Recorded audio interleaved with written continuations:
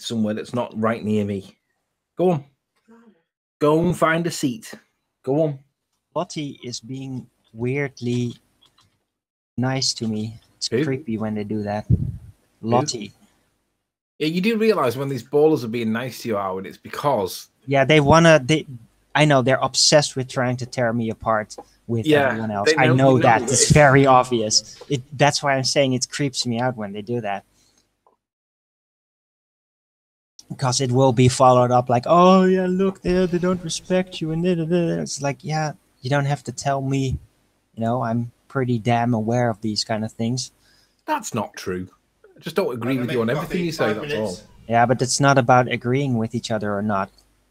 You know, you'd say a lot of stupid things. I don't constantly try to rip you a new one with every freaking stupid detail you say. I do it sometimes when you stay onto it prolonged, and even others like Nathan have to dive on there.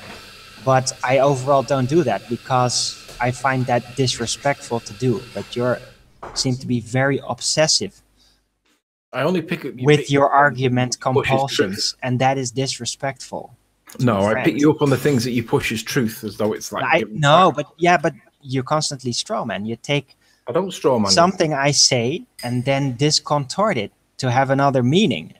Because I'm very specific with my declarations every time. And I don't say, well, I say when I believe something, I say when something could be a technical possibility, and I say when something is part of a concept or a model, and I say when something is a theory and not scientific fact. You did not say that every time. It's matter of fact. You did not speak in this in the alternative being that I think this, but it might be that. You said it was very matter of fact. And you actually distanced it from, well, this is not explained by density and buoyancy. And I was like, it fucking is, you idiot. Why are you saying that? Yeah, I still have to hear that explanation of yours because you haven't given any. You just referred to the silly balloon thing, which you can just crack apart very easily, and I have. And you keep strawmanning me. You keep strawmanning me. You keep pointing at words and then misconstruing the meaning of those words, which should be very obvious to you. And you keep doing it. Well, we'll deal with it today. Did you not fall out before we've even started?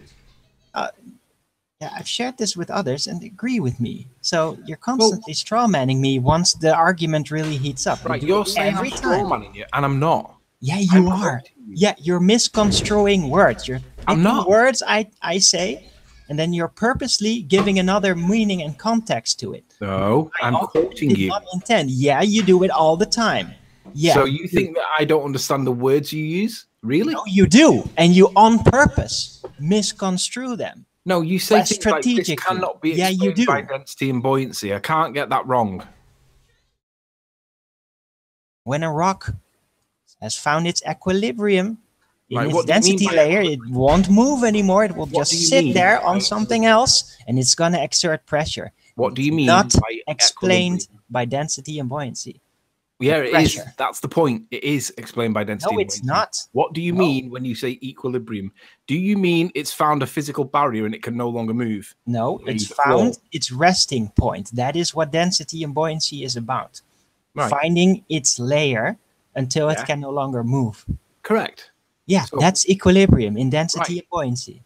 Okay, I agree. So equilibrium. When an object finds its equilibrium, then you say something in the middle. It's no longer going to displace due to density and buoyancy. But once it is there, it's still going to exert pressure.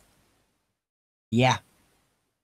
It's still has a mass or a weight. Not explained by density. But so you're isolating its mass regardless of its relative state. That's kind of wrong. What? It has mass at all times, whether it's in equilibrium or not. Yeah, but it has nothing to do with density and buoyancy. Density and buoyancy are these effects, how these layers organize themselves due to their density. Yeah. They're not the effects, are we? Okay, we'll wait for the show to start and then we'll deal with it. Oh, they are the effects. They are an observed phenomena that you can see, that you can test. You know how it works. You don't have an explanation exactly why, although, yeah, you can argue how it works, and that is correct. You have no explanation why. I do. I have given it, and you reject it. And you say, no, you don't need more explanation. You just need density and buoyancy. Well, there's a lot of things that fall outside of what density and buoyancy actually do. No. One of them is pressure. One of them is directional pressure. No, there is no It's not direct incorporated. pressure. If you You're can making find that in shit the up. official You're definition of making that density shit and up. buoyancy, You're pressure making that exerted by a solid object on another, and I'd like to see that quoted. Thank you. You're making that shit up. No, I'm asking you to find a quote where What? directional pressure, just like weight, is included in the density and buoyancy description. I'd like to see that. Thank you. Right. So get on. No, right. I was listening to what you said, and I don't know what you've asked me for. You'd like to see a quote that says what? That incorporates the pressure type that I described, an object again in a stationary fashion against another object that includes that. That incorporates that in what density and buoyancy are and do. I need to drop for a minute. I'll come straight back. Right.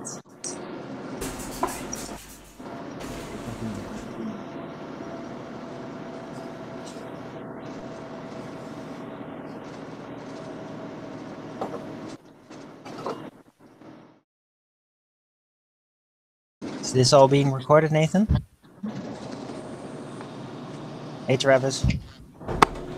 Hey, what's up? Just torn Riley a bit apart, and he left. But, yeah.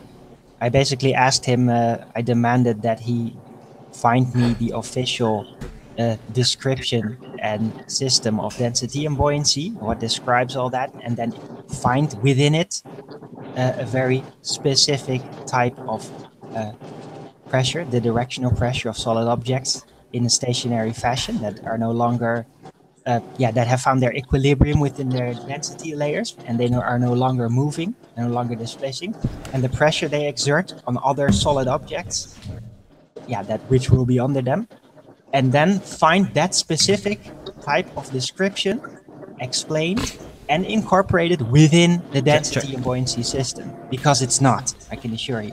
And I asked him to Where's find Anthony gone? Sorry? Where's Anthony gone? Yeah, he ran away. He said he's coming He back. had to go and he dropped. So. That's fine. I'll wait. Oh, Eleanor. I gave him a task, and it's all being recorded, right, Nathan? You have to, Eleanor. Nathan? This Yeah, is being sorry, I'm going right? to pop you on mute. We're starting.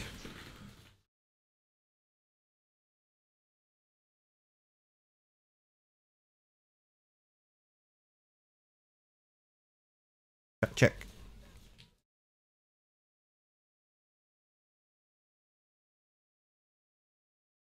Oh, what a day! What a lovely day!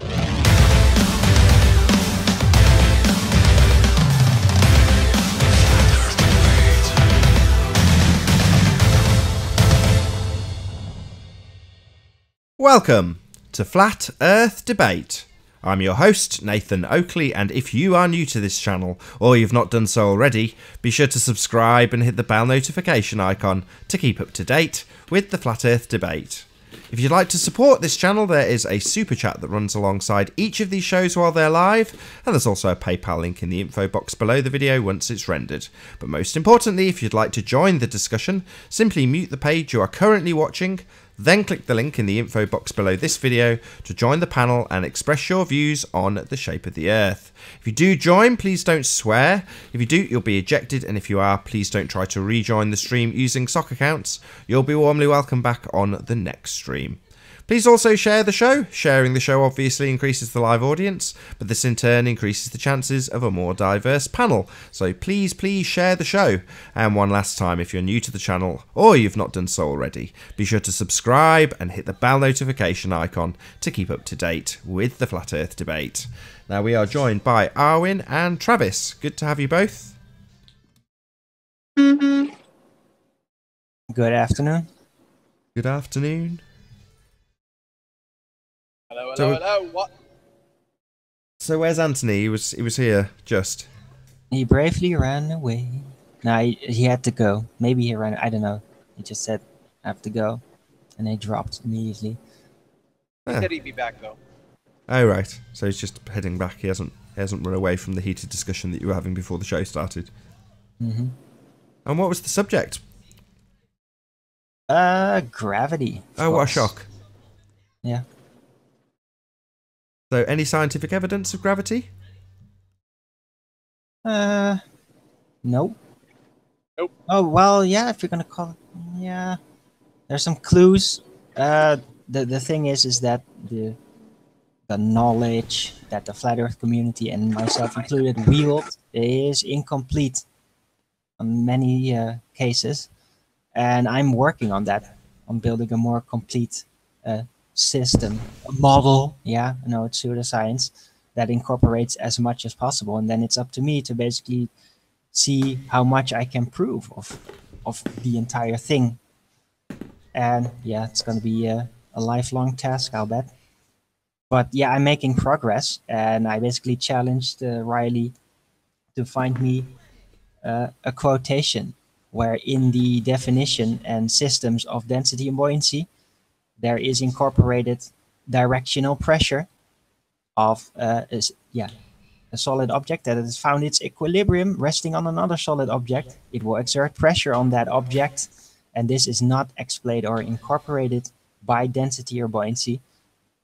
That's what I am saying, and I challenged Riley to find a proof to the contrary. And yeah, then he dropped. So that's it.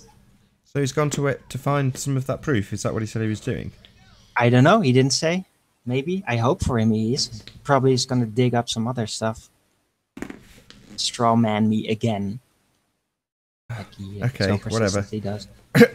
Excuse me. So, any signs of Earth curvature, gentlemen?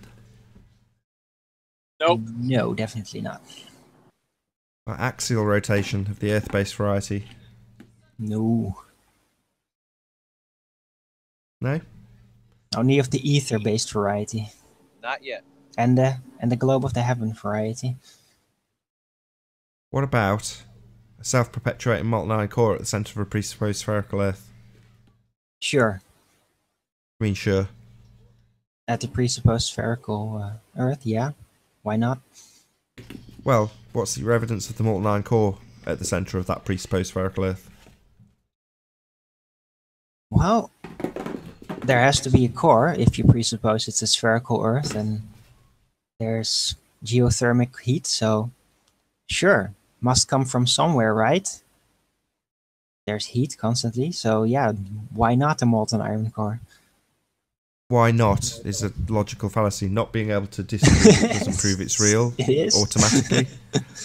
So what about the presupposition itself? Any evidence of the actual R value, Earth radius? No, definitely not. No, that's a Nope. shocker. Go on, Travis. I just said no. Oh, right. Okay. Short and sweet. What about gas pressure without a container? Never. Not gonna happen. No? Any evidence Nope. for the distance to the sun? There is none. There is no distance to the moon or sun. Radius We don't Dominus even know what Gravitas it is. Spiritus Sanctus Arwin. Go in peace. In our you trust. I'm starting to get a little uncomfortable with you including my name in a prayer. That's blasphemous. That's what makes it comic. The Arwin Yeah, but instead I don't of like Amen. to be blasphemous. Amen. Arwin. It's close enough. Right. It's got gravity in there though, Arwin. What you want? True. True. I thought you'd really like the fact that your name is in there. You usually want your name attached to it. Nah, sorry, I'm still a Christian, remember? Are you really? I didn't know that. You didn't know? Come on. No, I didn't know that. I follow the path, you knew Wow, that. you crazy Christian fundy. Just as bad as Travis. No, absolutely not. No, I'm more of the... Hey, now watch it. I'm not a fundy. I'm more of the philosophical, ethereal, social kind. That's how I incorporate it. I'm not a fanatical churchgoer, although I do like to go there. I don't trust the churches, the teachings, the doctrines. I don't really agree to the way many Christians wield their religion. Although most, at least, don't do much harm. They mostly get annoying sometimes.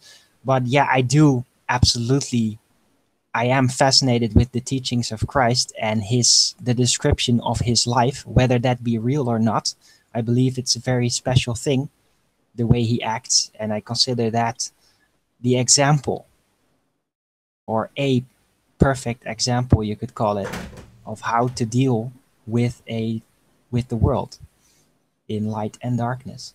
So I follow his example, the path of Christ. And I trust in redemption.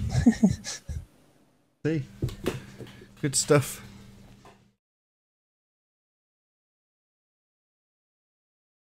Yep. Notice how so yeah, I do take the mark of the Christian. Yes. Notice how one word triggered Travis, such as that to say "fundy," immediately triggered him. Nah, and I said I'm not a fundamentalist. See, there he goes again. I'm only messing with you, Travis. Oh, I know. But it's funny because there are other religion groups that have similar type of priesthoods, you could call it. It's fascinating. Every religion has certain groups within them that are highly philosophical and often very gentle. And then there are the harsher groups, and then there are the traditional obsessionists, as it were. And every religious type has them. The Hindus have some groups that are just very spiritual, focused, mental, and even the Muslims had them. There's not much left of them, but they have the Sufis, which are highly philosophical and rather liberating, not very strict at all. And it's fascinating how that works. Like every religion has different sections that give a different fill-in that can work with types of people. Yeah, anyway, very generalized. I'm going to read a funny comment. First time for everything. Lenny Harry, at Nathan Oakley 1980. Please do not chat in the spam feed today, okay? Nice. Please do not chat in the spam feed. Love it, Lenny Harry. First funny thing you've ever said ever. Yeah, that's a good one. So we had a whole bit worked out, but Anthony's dropped now. All right. Why did I say? Hey, Benjamin. Hi, guys. How you doing? You alright? Very good. How are you? I'm alright. Just nervous, that's all. Is it the first time here? Yeah. Don't be nervous. Right. We won't ask you anything, So and then you've got where do nothing you to be nervous stand? about. On which side of the fence are you on, or are you on it? The flat plane, Right. which I see For how long? about a year and a half. All right. Thanks to people like ODD. Yep. And a few other ones which I can barely remember, but it seems it's been like forever. So, are you in favor of a specific model, or are you more of a skeptic? Say, like an exclusionist, more like Dell. Just a skeptic of everything, really. And so you do realize that many models, even from flat earthers we get to see, are just concepts. They are until they're proven otherwise. Right. Good. Open-minded to everything, really. Look who's back. Sorry, I had to drop because I had to go and speak to somebody that just become available. So I've not heard anything that was just said. I just saw comments in chat. Just the same. What I Nothing missed was really said, other than I asked Just where you'd repeated gone. everything.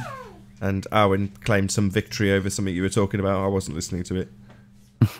Oh, you've claimed a victory over something I've been told. What was it to do with? Was it to do with gravity? Yeah. What was the victory you've claimed? That you have no... that density and buoyancy does not explain the directional pressure of a Right, Solid so- object that has found its equilibrium and is resting on another solid object and exerts pressure, and it's not explained by density or buoyancy. And I challenge you to find in the official system of it the definition, not somebody's blog about it. Find how that exact setup, what I described, is incorporated within its system. So conversely, if you're claiming that there's something in addition to, then you're going to have to prove the Yes. assertion to be true. So what is the That's not assertion? that hard. What is the assertion? That when an object's in a state of equilibrium, Then What's- density and buoyancy it's pretty much done after that. That's but what you it does. realize that by the definition of equilibrium, it means that density and buoyancy is equal to, right? It's not in a place of disequilibrium, it's in equilibrium. Yeah, it's at rest. Once it's Ipso at rest, facto, it no it's longer self-evident. applies. So facto, it's self-evident. Oblate spheroid. Hello. Hey, what's up? Good to have Yo. you. No, self-evidence doesn't explain the pressure that is So what's still the there. definition for equilibrium?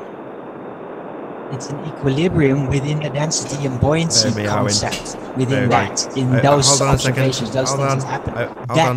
does not explain Oh, the there we go. pressure when an object is at rest, exerted on the object it is resting on. Is there any evidence of said pressure? Yeah, no shit. You take a rock, you put it on a scale, there you go. Right, but it's not on a scale, is it? It's when it's like the egg is submerged in the water. No, what's the- oh, nice, straw man. That's very sweet of you. Yeah. How is it a straw man? We're talking about the state Because when it's no, in we're talking equilibrium. about that pressure, that specific pressure. Right? Right, don't interrupt everything I say. We're talking about a state when the egg's in equilibrium within another medium, correct? Right. No. We're not So- talking about something that is suspended in liquid. So what are we talking about? You're talking about, did you not just say the pressure of an object when it's at rest? Yeah, On the solid other object. Solid object on Yeah, another so an solid egg. object. Yeah, but egg floating in some kind of liquid, that's not the same effect. So tell me what... Then it's not going to exert that same type of pressure on another object. It will exert pressure on the liquid it is in, but that will be redistributed. It's not measurable like that. You can only measure the overall pressure within the entire container containing the liquid, how much pressure it will exert in general. You could measure that. You can weigh. You don't have local pressure, like when a solid object rests on another solid object with no liquid surrounding it, or So- maybe with liquid, but it's very specific, solid against solid. That exerts that specific pressure. It's not explained by density or buoyancy. Hang on. Density buoyancy only deals with displacement. Hey, good morning. Hey, Right. hey. You're not talking in a way that is concise. I want to know what it is that you want me to find the answer to. Find how within density and buoyancy, in that concept and everything that surrounds it, and is not some blog by a flat earther or anyone, in the official system of it, find how or that it explains pressure of a solid object resting on another solid object. Find that. Wait. Did you have something The to add? pressure, yeah, Oblate? wait, the pressure of one solid object where it touches the other solid object, yeah, where it's resting, it's going to exert that pressure, and it's measurable, very much so. So find that concept explained within the density and buoyancy system. Hey, So you're, I mean, you're on about the weight of an object within density and buoyancy. Is that Hey, what hey, you're hey. asking? No, I'm not asking about its mass ratio. I'm asking about that there is pressure being exerted on another object. Yeah, by virtue of its own weight, right? Sure. So you're asking me to find a scientific evidence of the word weight No. within a Stop density. straw manning me. Okay, Not wait, strawman, Arwen, I'm hold Stop on. straw manning me. You're doing it Arwen. again. No, I'm asking you Arwen. for clarification. Yeah. Arwen, let me just say real quick. I agree at least in the concept of what Anthony's asking you, because I have the same response as he is. You're just, in my mind, I'm not trying to straw man you. In my mind, it just simply sounds like you're asking for proof of weight. I'm just saying. That's all it sounds like. So it's not a straw man. Where it is explained within the density and buoyancy system. Because it's not. So an object is more dense, so it will sink, right? Yeah. And what you're asking is the measurements of the sinking force that you're No, you're talking about displacement. This is about an object at rest. Yeah.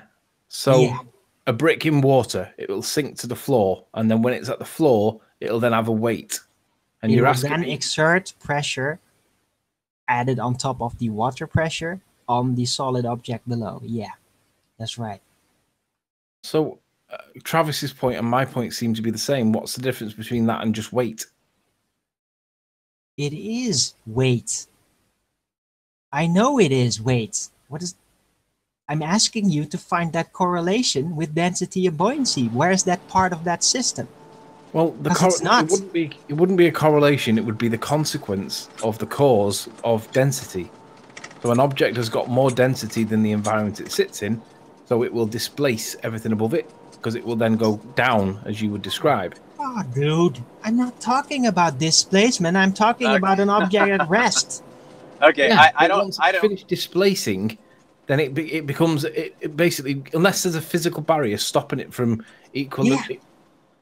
The physical barrier, yeah, that's what I'm talking about. So basically, we have a brick in the air, and then we put it on a set of scales. The scales then becomes the barrier, and we measure the pressure, and we give it a weight. So it'd be like, what, 6 kilograms or whatever, how big the brick is. I don't really see the problem there. What's the issue, Aaron? I don't see why that's a claimed victory either. It has nothing to do with density and buoyancy. It does. No, it doesn't. And I ask you to find that link, please. Well, the fact that it's exerting a pressure means that it's not in a state of equilibrium. But you're saying that it is in a state of equilibrium because it's finished no moving. Longer displacing. Yeah. Yeah, but it's not in a state of equilibrium at that point. Yeah, it is. It's not displacing anymore. That's what it's about. Yeah, but there's a physical barrier stopping it from finding its equilibration, right? For fuck's sake, it's no longer able to displace. Right, because there's a physical and that is what density and buoyancy is about. It's no longer displacing. All right, let me jump in just real quick because this goes all the way back, I think still, to the coconut in the tree observation on the beach. No, it's not. No, hold, just let me finish, please. I agree. Anthony, and Arwen, there is something in Arwen's concept and paradigm that is not in yours or mine, and that is the issue of confusion and miscommunication. So until that is clarified, this is going to be a frustrating tennis match. It just is. So either we need to move on, or I would prefer to move on because there's no other option. I don't think we're going to get any clarity. Just simply I think we are. I think we are. Yeah, but I don't know. And I'm going to use this conversation. Hang on. And I'm going to get let me speak further to Travis, into it and Arwen. make a hangout about it. Arwen, let me speak to Travis. Travis, I think what Arwen's issue is that he thinks that something that's stopped moving by virtue of the fact that it's hit the floor means that it's now in a state of equilibrium because it's not moving anymore, but technically that's not correct. Yeah, it is. Physical barrier stops it from equilibrating, otherwise it would find its own level. But you have a barrier that's stopping it from moving, and I think that's where Arwen's getting mixed up. That's my interpretation of what I've just heard. Okay, so let me ask. All right, so let me ask you now, Anthony. What do you mean by getting mixed up? Can you elaborate on that? Well, the egg. If you get the egg and you get the density of the water around the egg to be the same, the egg will suspend itself in the middle. Okay. But if you change the water for a much less dense, a much less dense liquid, then the egg becomes much more dense than its environment, and it'll then go down. Yeah. But if you put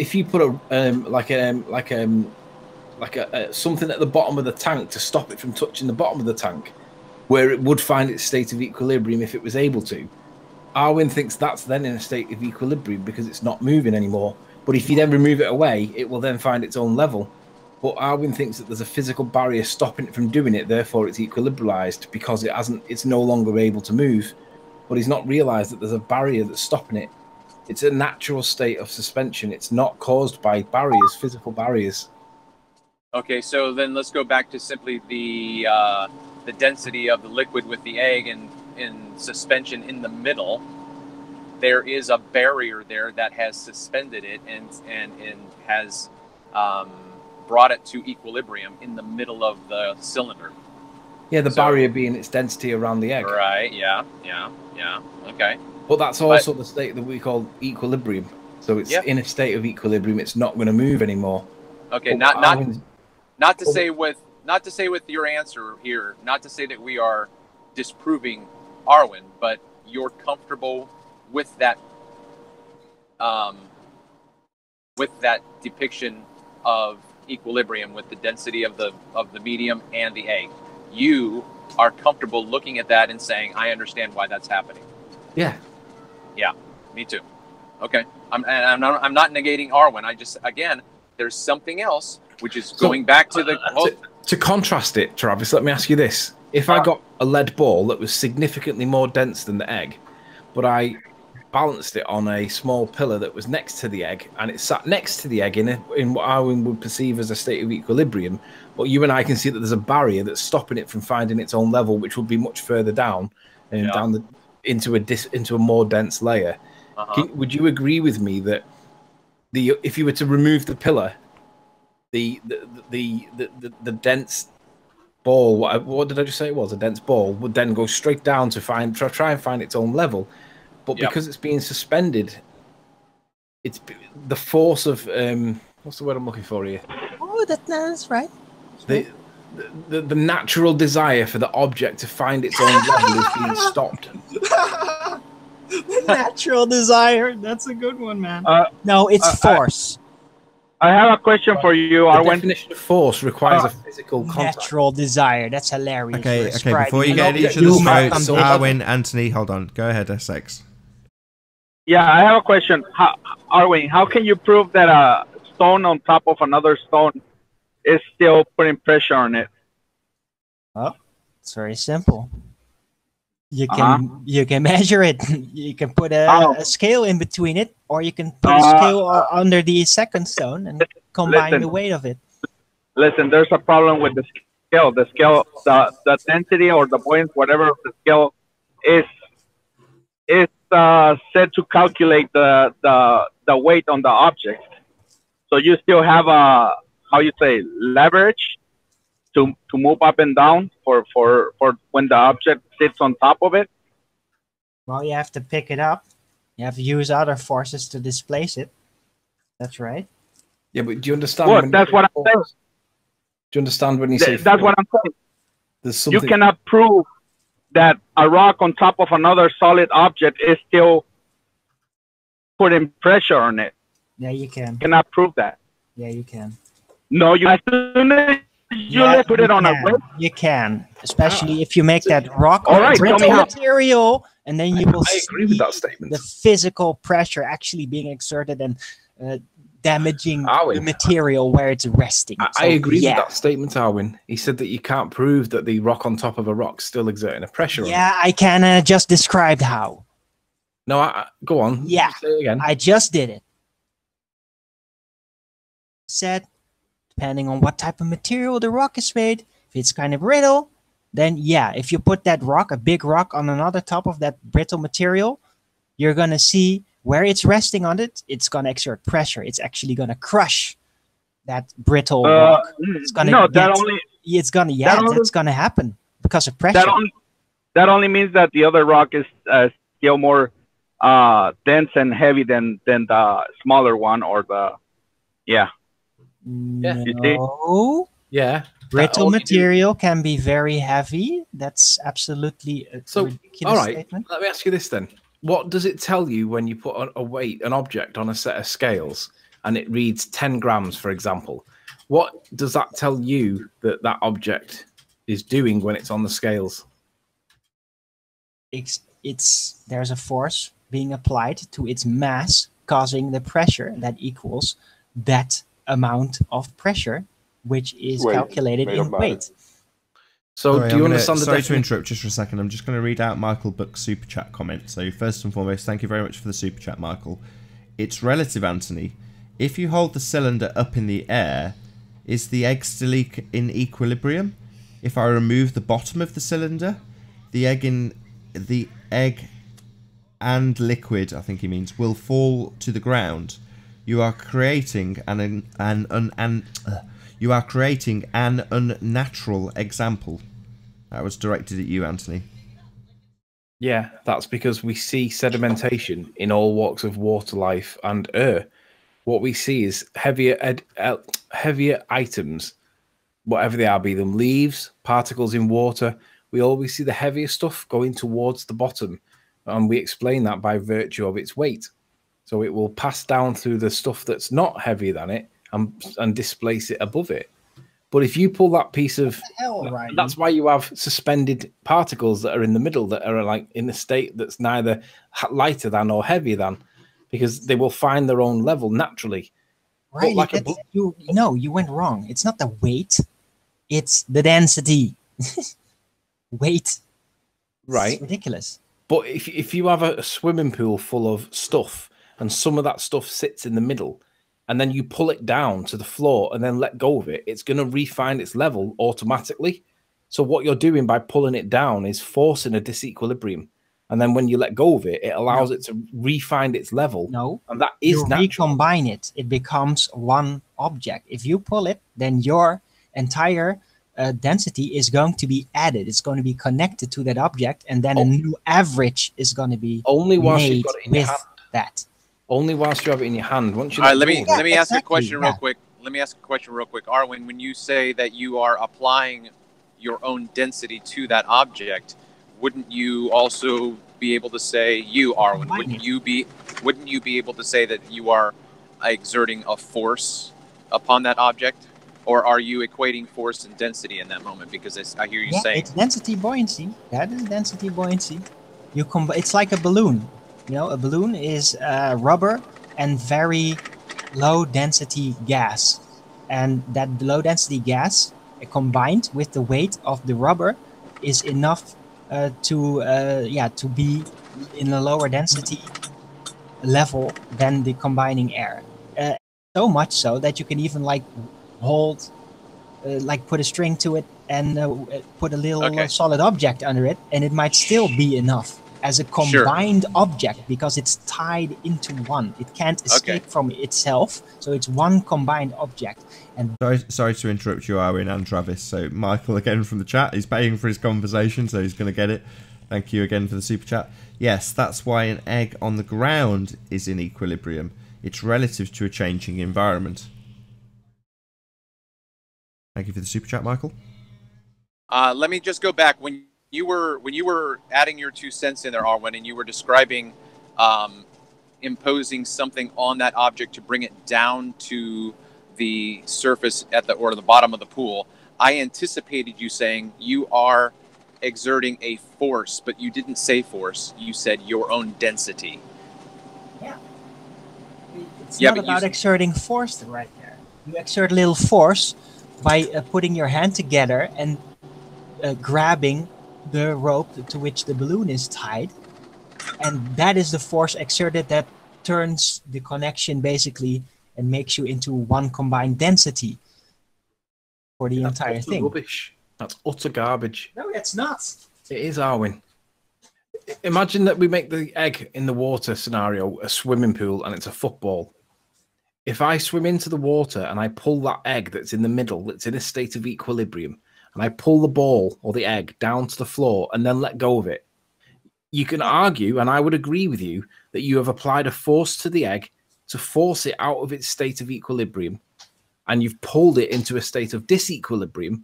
But then when you let go of it and remove that force, it then goes back to find its level of equilibrium. That is obviously what we're observing is happening. But if you're saying that there's a force that pulls it down, then that means that there's no person that's pulling it down. But that's not defined within density and buoyancy. Density and buoyancy deals with combined density. So if you are going to grab that egg or ball, Arwen, and you're going to be tied in with it, then suddenly your combined density will determine the new level. And you could pull it down. Right. It may require some maneuvering because there is a disbalance in the distribution of the density of the combined object of you and that ball, but you could find a lower level. So you just said that that's not defined within density or buoyancy. No, I did not. You did. No, I did not. Yes, you did. Don't yes, straw man yes, me. you did. No, I'm just did say explaining that. how when you are in water, No, your first response. Combine the weight. Arwin, your first the words density. Arwin, listen. Your first words out your mouth were that's not defined in density and buoyancy. And then you've just said that's not true. And that You that is what didn't said. define it in density and buoyancy. You were talking about literal local forces and all that. It's not relevant. Arwin, do you understand what equilibrium means? Yes. Explain it to me. It's in a state of rest. It's with more its than that. surroundings. Yeah. It's more than that. Yeah, of course it's more than that, but that is what it is within the density and buoyancy. So if I read to you an example of a definition for equilibrium, I want you to tell me if you agree with it or not. Sure. Equilibrium is defined as a state of balance or stable situation where opposing forces cancel each other out and where no changes are occurring. Right. I'll give you a different one. I'll give you a different one. Noun, a state in which opposing forces or influences are balanced. Yeah. Higher, rumpus. We're talking about the pressure of the entire thing. Like if you're in water, you're going to have the pressure of the entire water on you. Arwin, I asked you, did you agree with this or not? So the answer is either a yes or a no. So I'll read it again and just give us a yes or a no. Yes. You do, right. So when you've got the egg in the water and it's not moving anymore and there's nothing supporting it, it's suspended in its own state. We can both agree that that's a state that's even, it's balanced, it's stable, and that any forces are cancelling each other out. We can agree with that, right? Right, yeah. So if I then pull the egg down and I apply a force to it because my hand's doing it, and then let go of it, and it finds its own level again, and it goes back to the middle, and it re-equalizes, or it finds its state of equilibrium. The force that's sending it back upwards, how would you describe that? That is the pressure from the entire water that at that point is greater, pushing it upwards through the buoyancy effect until it's found its new equilibrium. I would say that it's being pulled out of a state of equilibrium, and by letting go of it, it finds its own level again. I was talking about once you let it go again, but yeah, when you're using forces, whatever, to move, to reposition yourself, whatever, and you're picking that thing out there. Yeah, you can just say, okay, I outweigh it. I'm so much more dense. I can just maneuver with it all I like. Try that with a basketball in the ocean. Or that's what I'm getting at. That's much harder. So we've had a basketball in the ocean. And but then another effect sets in, because if you're going to have trouble keeping down with, for example, a ball that has much lower density than the egg, it's going to stay on top of the water. Then suddenly you're going to have to deal with the combined density of you and that ball. Okay, so it's going to be a lot harder to get it under. Arwin, what's the force then? Because the one force was pulling it out of a state of equilibrium. Buoyancy. Right, but you said, so how is that then the same to gravity? Because we can do it the other way around. We can pick up. You're talking about water examples. I'm not talking about that. So what? It can be. You're strawmanning me again. You're trying to tie this example in with my very specific description of two solid objects resting at equilibrium on one another, and the object on top will exert local pressure on the other top, despite it no longer displacing. Arwin, they're not in a state of equilibrium when you've got two rocks on top of each other. Oh, for fuck's sake. They are in equilibrium. No, they're not. Yes, they are. There's a resistance stopping one of the rocks from moving further down. The floor itself. Here's the situation. I've got a ball on the ground, and I'm just going to put some scales. The ground then becomes the resistance, right? Hold on. Let me just put in this. I'm just going to put. Damn it! I'm just going to put in some pretend scales in between here. Just get rid of that now. Right. So here is a ball resting on the ground. Oh dear, oh dear. I'm going to go on a break. Have fun with Rumpus, guys. Here's a ball. Thanks, Arwin. Here's a ball resting on the ground, and the ground pushes back with the same weight of the ball. The net force on the ball is 0, that's why it stays at rest. If there's a net force of 0, it's... No, but hang on. Let me... No, don't interrupt my sentence, please, Anthony. I've got about 5 seconds more to go. When in equilibrium, that means that the net force on an object is 0. So when you have a ball, its weight goes downwards, and there's a reaction from the surface underneath it called a reaction, and that's of the same magnitude. This is Newton's third law. That's the exact equal and opposite. So the net force on the object is 0. The net force on the object 0 means it doesn't move. Carry on. So the definition of equilibrium. Net force is equal to 0. Do you want to bring one up, or are you happy to bring the one that I've just used up? Well, I heard you reiterate it. So it articulated exactly what I said. Equilibrium is defined as a state of balance or stable situation where opposing forces cancel each other out. Correct. Exactly what I've drawn here, Anthony. Net force equals 0. So what are the opposing forces that's cancelling out the weight? Can you see my diagram? I can. Great. Here's the ball, the pink ball. Its weight is exerted downwards. Yeah. And I'll tell you later what the equation for weight is. And the floor pushes back with exactly the same weight, following Newton's third law, upwards and equal to the weight. And the net force, therefore, is 0, because these two arrows are equal and opposite. The net force is equal to 0. Note then, because the net force is equal to 0, there is no movement. It stays where it is. Okay. Nathan, would you present my screen, please? Sure.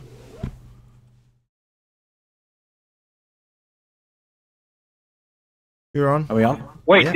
Did he just say that the ground is pushing on the ball? Hang on. I'm just going to get to that. Just bear with me. I've got it. So I've just typed in Google definition of force. And here we have the word force. And let's read what it says. It says strength or energy as an attribute of, and then it says physical action or movement. So my question is, what's the physical action or movement for the floor?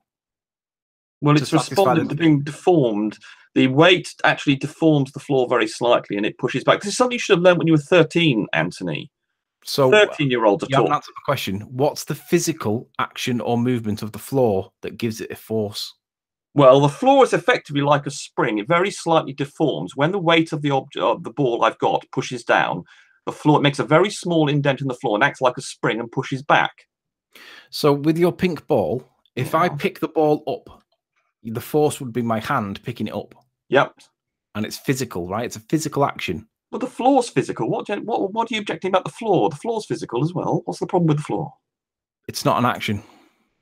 Not an action. It is. It's when the ball deforms the floor is slightly deformed. It acts like a spring and pushes back up. That's the action. That's why it's called reaction. No, it's not. An action. An action's a physical thing. It's a positive thing, is it not? It's not. That's what the floor does. The floor responds. It changes shape. My hand picking up your pink ball would be a physical action, but the floor stopping pushing it from falling wouldn't be a physical action. It's just a barrier. It exerts a force back on the ball. Anthony, this is something that 12-year-olds are taught. Yeah, I understand that's what 12-years are taught, but that's not. This is Newton's third law. This is Newton's third law, Anthony. Every action has an equal and opposite reaction. The floor exerts an equal and opposite reaction to the weight of the ball. That's not true.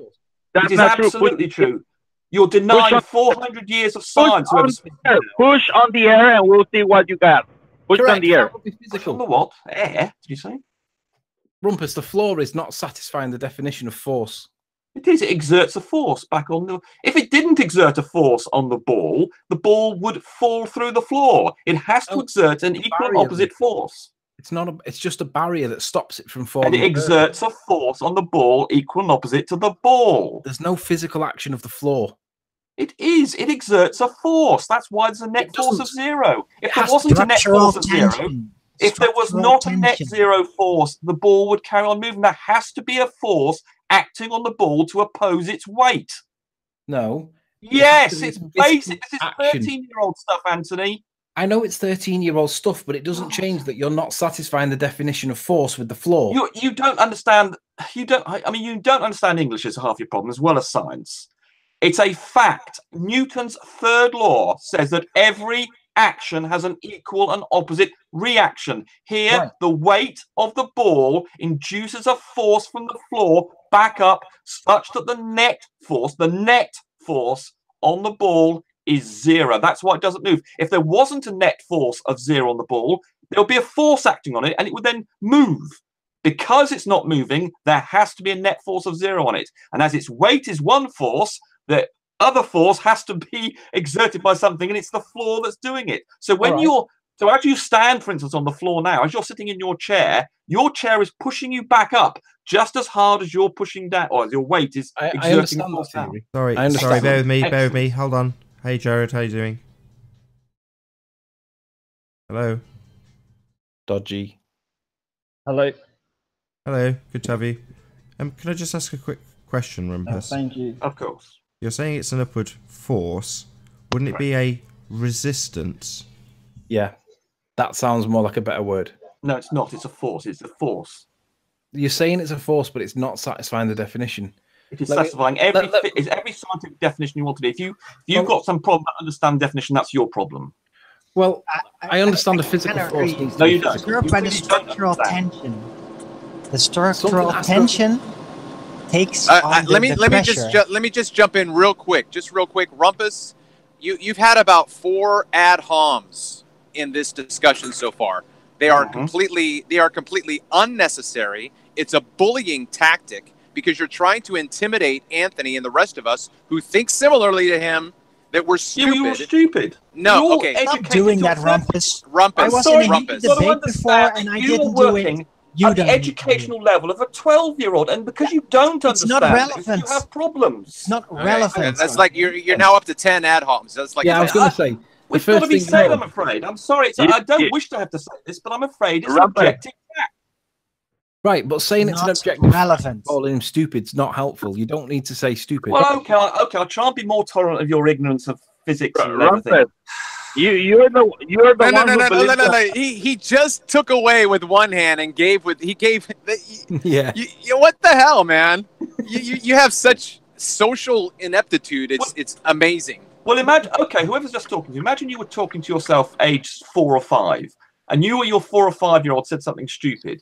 Now, do you correct your 4 or 5-year-old self? I mean, that's what it's like for me. For me, you are like 12-year-olds I'm having to deal with. And I've got to point out, you don't understand. You've got 37 years, Anthony, to work out what's going on in reality, but you haven't. So what have I got to do? Have I got to do this incrementally, nicely, and say, oh, come on, Anthony, please try and understand? But no, I think when you're going to start calling us, we need to hit you hard we are 5-year-olds because we don't believe in a spinning ball. Add, Rumpus got actually let me add a little bit of context. Let me add a little bit of context. Here we've got Rumpus and we've got Arwin trying to tell us that there's a force that's acting on this pink circle that's pushing it up. Correct. But it doesn't satisfy the definition of force. No, I don't subscribe to that. Right, hang on, I haven't finished yet. It doesn't satisfy. Don't use me. I don't do that.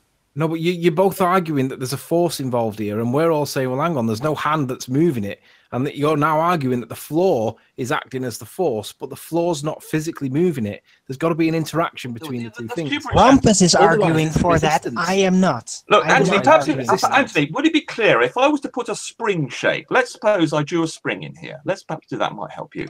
So let's imagine that underneath the ball is a spring, and let's move the floor down a little bit here. Now, imagine that at the atomic level, that before the ball was placed on the floor, it was this size, and then afterwards, it was like that. And that's what effectively has happened. All the molecules in the bed of the floor being compressed a little bit. It has changed its size, and those are acting like springs. All the molecules in there resist one another. They don't like being compressed, but because the floor is very hard, it moves very, very slightly, but it has got a depression. You can measure this. And so it acts like a little spring, and that spring pushes back against what caused it to compress. And that's the reaction following Newton's third law, that every action has an equal and opposite reaction. Okay. This is what happens in practice. So when Nathan asked structural tension. When Nathan asked you, was it actually a resistance? I would argue with Nathan that that's not a scientific term. That's not a scientific term. Let's stick to physics. It's a force. What about torsion? No, hold on. If you go back 30 seconds, Rumpus used the word resistance in his explanation. He did. Well, it's not. That is not used in physics or in the terminology that's used to describe this. Torsion. Hold on, Rumpus. What about the word torsion?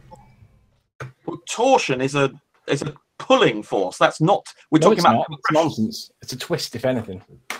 Sorry, you're absolutely. Sorry, yes, you're absolutely right. Actually, Anthony, I made an error there. Well done. That's the first time you've ever corrected me. Amazing. Yeah.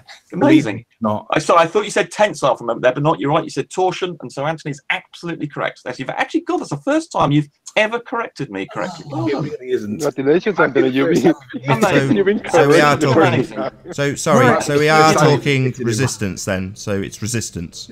How much? No, that's not a scientific term in this regard. Of course, it exerts a force. No, it's not. Although it's a layman's term you're using. Resistance is a sort of manifestation of force, but it's not very precise. It's not precise enough for the discussion we're having here. Resistance is usually used for moving through something. Yeah, like you're talking about drag. Yeah, you're talking about drag now. That's a slightly different use of the word resistance. But here we've got a little spring effectively in the floor that gets compressed by the weight of the ball, and it gets compressed until it exerts enough opposite force to counter the weight, because there's a net force of 0 acting on the ball. Well, no, I would say when it exhibits enough resistance, so when it reaches enough resistance, then it's going to be fully compressed and won't be able to be compressed any further. It's not fully compressed. You could put a bigger weight on it, would compress a bit more and exert a bigger force. Until eventually, of course, once you compressed it to beyond its limit, the floor would break. So similarly, for instance, on a star, when stars become too massive and the gravity of the star so hold on. So would you say then? Sorry, would then not the technical term be compression? Well, as an analogy, I'm showing a spring here that's being compressed. You didn't answer my question. So the word that we would use then is compression. No, we're talking about two forces. If you want to work the source of this force... and I'm saying compression. Well, no, that's indirectly. We've got two forces. You said it acts on the ground and causes it to squash slightly. That sounds like a compression. Yes, that's indirect, but that's not what the net... We're talking about the force level on the ball. Yes, you can go, as I said... On the ball, the spring yeah, compresses. but you're saying simultaneously the ground also forces upwards, and we're saying no, yes. The ball compresses the ground. Correct. Yes, that's the end of that explanation. Okay, but that's the key point to understand is that the spring of the ground exerts a force back up such that the ball has a net force exerting on it of 0. One is the weight going downwards, and the other one is the force exerted by the floor back up. Yes, the spring. I disagree. Spring, maybe. But mathematical I get where you're getting. Go back to 13. It's a mathematical concept. What's actually happening is that the floor and the spring are structurally absorbing tension, causing the resistance. It's not really a counter force. That's only a mathematical concept. That's a gibberish. It works. But no, you're just utter gibberish. Go and learn some 13-year-old physics. I know what you're talking about. No, you don't. That's it works. It rumpus. In fact, you used the word tension. I count 16. The count is up to 16. Right, Blade. But the mere fact you use tension, when there's compression here, Alwyn, you can think of this as a spring that's being compressed. It resists the compression and exerts a force back on the ball such that the net force on the ball is 0. And we know the net force on the ball is 0 because it doesn't move. If there was a net force on the ball... Sorry, no. This force nonsense. We've got compression, extension, and torsion. Those are the factors that we talk about when we're talking about a spring. Now, you've inserted this spring when we were talking about just the ground. And I said compression, exactly as you described. You agreed, and now we seem to be back onto a force being in existence. Well, that's because you don't understand the source of the force is the compression of the spring. Oh, what's the source? There are two things. No, the ground. You've inserted the spring, and I've dealt with that. Compression, extension, and torsion. Torsion is a twisting thing, as Anthony corrects it. Yes, the spring is doing that. So we're not talking about a spring anymore. That's not the ground. And I'm saying resistance and compression. You're saying a force. What force? Right. Let's get this right. A spring, as we all know... No, the ground. Not the spring anymore. You keep wanting to talk about the spring. The ground. The ground acts like a spring. How many times do I have to say this? Really? Listen. I don't see the ground springing back after I put a bloody great boulder on it. That's because it's very, very small. I accept you're not listening to what I'm saying. It just gets compressed. The ground gets compressed. I put the boulder on the ground becomes compressed. When I take it away, it doesn't spring back like a spring does it? It does. Oh, does it? It does a little. It At does. a molecular level, it only has to go very. You can't see it compressing, It's but not it springing does. all the way back. Even Then. concrete. So it's not. Even concrete. So it's not. Even concrete or steel. If you stand So it's on not it, opposite it then. moves the So it's not. molecules So when very it's taken slightly. off. So when it's taken off, it's not equal and opposite. It just springs back a little bit. Correct. So why isn't it equal and opposite? What? Sorry, I missed the first word. Why isn't it equal? What isn't equal? It is equal. No. So why isn't it sprung all the way back? It does. No, you just said it doesn't. It only springs a tiny bit at the molecular level. Yes, Those were your back exact to, words. yes, back to the. It only went down by a little bit. So it's going back. So no, it's being compressed. That's why I keep Yes, saying it goes compression. back to being It's wet. not springing back. It's being compressed. It's not a spring. It's being 18. compressed. The count is 18 now. Yeah, I'll say it again. It's been compressed. Now, it might spring back a tiny amount, but not equal and opposite. It's not going to come back to how it was because it's been compressed. And it's not a spring, unfortunately. It's just the ground. Now, you can rumpus us, and you can call us names, but it won't change that this is a compression and a resistance, and nothing more. There is no force that's in equal and opposite effect. So you can jabber on all you like, Rumpus. I don't care. Makes no difference to me. We'll go back to where it was. It's very simple. How can you be having a problem with such a simple concept? There's a spring. No, there isn't. We haven't got a spring. You've just inserted a spring. So there is no spring. What spring? Who out there is putting rocks on springs? No. There's plenty of rocks on the ground. They're everywhere. There's no rocks on springs. You've just decided to put this concept in to throw us off our scent. No. So, it's simple. You're stupid. Rumpus, what is wrong with, like... Sorry, you're echoing. Where is the torsion Perfect. effect? Hold on. In a spring, there's torsion. Where's the torsion effect on the ground without the spring? Torsion is a twisting thing, as Yeah, Anthony like in a spring. corrected me on earlier. Like in the There's no spring. torsion here. Like in the spring. No, you've got confused. You don't Yeah, know what you've torsion is definitely then. got Anthony, torsion. Ask Anthony about torsion. Not tensile strength, because you're an idiot. I'll start ad hominem you, idiot. Not tensile strength, you moron. Yeah? Torsion. That's what we have in a spring. Like in a torsion bar. Twisted piece of metal, right? Yeah, there's torsion there. Don't deny it. I'll just call you a retard. The spring has torsion. Now I want you to tell me where that torsion is in the ground, if it's comparable. Where's the torsion? Confused between torsion Rumpus, bars. stop doing this. Yeah, he's rumpusing. Yeah, what he's doing is he's being obliterated again. It's good fun. Toying with Rumpus the retard. Doesn't understand the difference between tensile strength and torsion because he's an idiot and needs correcting by someone better educated than him. That would be Anthony. It's fun to toy with him, but he's ultimately a retard. There's no torsion in the ground, like in the spring example that he's trying to use. But he doesn't want to admit that, so he will just rumpus and rumpus and rumpus. It's pathetic. That's all he's got. Disturbing the hangout, causing a bit of a disruption, and ad homing everybody because he's got crap arguments. If you think this is a crap argument, my God. All right, Rumpus, could I have a conversation with you? Please do. Just nobody interrupt me while I get to the end of my point, especially Arwin. Please don't interrupt. I just want to talk to Rumpus. Nathan, would you share my screen, please? Sure. Okay, so I've always took the view that when you have something that's like when you have an egg and it's in the middle of a pool of water and it's submerged, but it's half in the middle, I've always described that as a state of equilibrium because technically it sounds obvious that everything's equal and it's neither going up nor down, it's in a balanced state. Then you brought up your pink ball and said that when you have this pink ball, there is an equal and opposite force stopping it from moving. And you said that that fell into a state of equilibrium because nothing was moving and it was stable.